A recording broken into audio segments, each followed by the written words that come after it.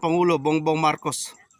Kami pong mga magsasaka ay nananawagan dahil po bigla pong ibinaba ang palay sa ganitong panahon na nagtataasan lahat. Lahat po itinataas tapos ibinababa ang palay. Kawawa naman po kami mga magsasaka.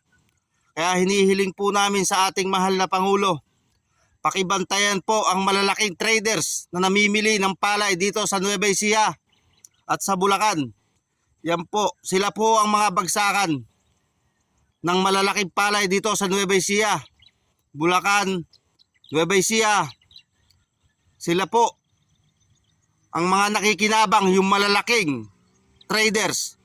Kaya po hinihiling po namin ng mga magsasaka, pakibantayan po ninyo para hindi na naman po maging kawawa kaming mga nasa baba.